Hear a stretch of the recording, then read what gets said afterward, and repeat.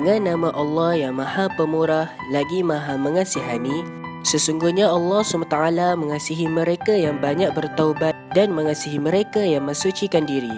Surah Al-Baqarah ayat 222.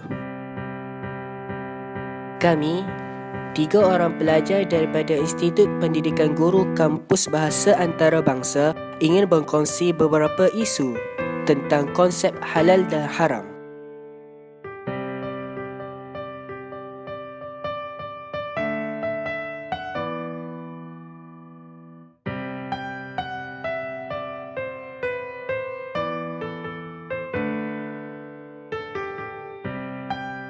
Justru itu, kami ingin memberi kesedaran dan pendedahan kepada masyarakat Islam Malaysia khususnya mengenai beberapa isu halal haram berkaitan dengan produk makanan dan kosmetik yang sejak sekian lama menjadi topik perbahasan dalam kalangan masyarakat.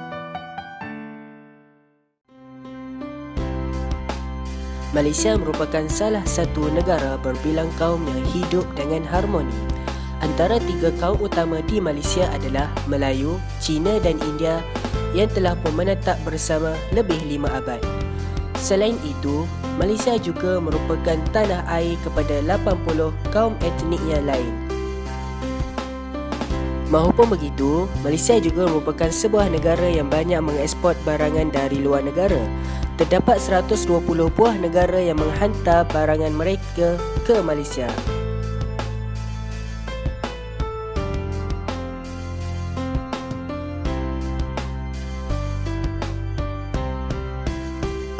Oleh kerana kita tidak mempunyai undang-undang yang teliti mengenai masalah pelabelan, kita cenderung termakan makanan yang melanggar peraturan agama. Masalah bertambah teruk apabila makanan import dari negara lain tidak melalui pemeriksaan yang rapi.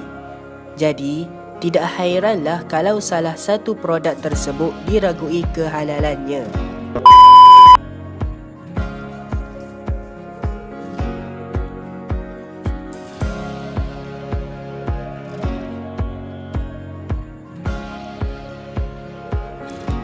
Dalam konteks ajaran Islam, setiap individu Muslim wajib menyelidiki dan prihatin terhadap makanan yang akan dinikmati, bukan setakat makanan yang membahayakan kesihatan sahaja.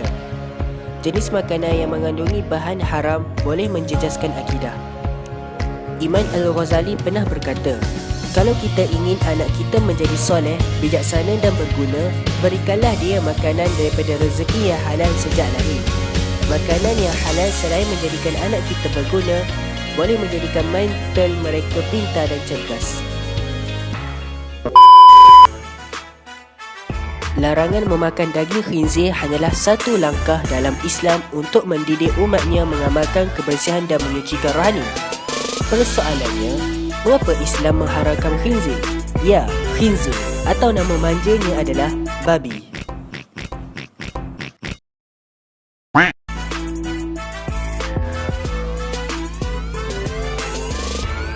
Allah berfirman, sesungguhnya Allah hanya mengharamkan atasmu bangkai, darah, daging babi dan apa yang disembelih dengan menyebut nama selain Allah. Di sini, kami akan kongsikan 10 sebab saintifik mengapa Islam mengharamkan babi.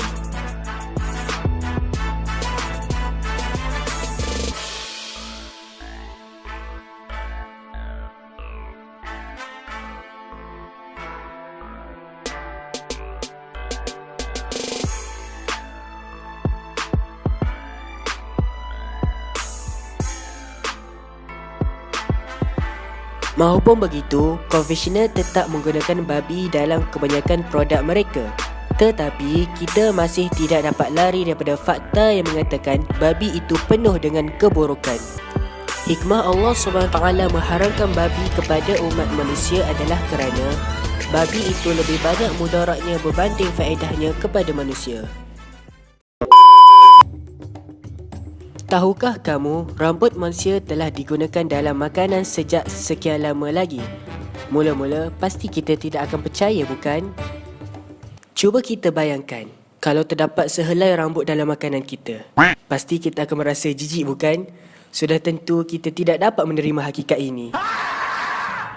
Meskipun begitu, Kajian telah dikeluarkan bahawa 80% penghasilan L-cysteine adalah daripada rambut manusia. L-cysteine ialah sejenis asid amino yang lazimnya digunakan di dalam produk makanan, ubatan dan barang kosmetik.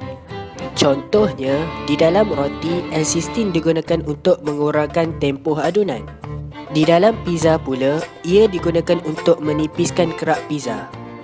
Ia juga digunakan sebagai penambah perisa dan sudah tentulah ia digunakan dalam perencah mi segera.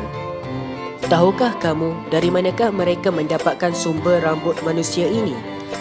Jawapannya adalah mereka membelinya daripada wanita-wanita di China.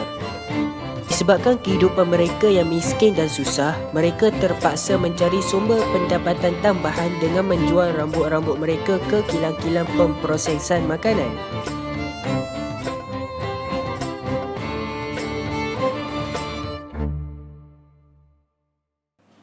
Oleh itu, memakan produk yang mengandungi L-cysteine daripada rambut manusia adalah haram di sisi Islam. Bagi wanita, barang kosmetik memang tidak boleh dipisahkan. Tetapi, tahukah anda, wahai kaum hawa sekalian, selain mengandungi barang yang meragukan, barang kosmetik juga mungkin mengandungi barang yang menjijikkan. Kajian telah mendapati banyak kosmetik di pasaran mengandungi bahan-bahan yang menjijikkan seperti kolagen, cecair tertuban dan uri bayi. Hampir kesemua barang kosmetik yang berfungsi sebagai mengawal kedutan, mengekalkan awet muda, mengelakkan kulit kering, memulihkan sel-sel tua dan seumpamanya menggunakan kolagen sebagai bahan utamanya.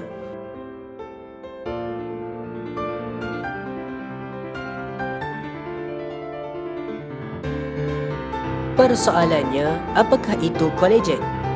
Kolagen merupakan bahan berjeli yang dapat mengembalikan sel-sel mati.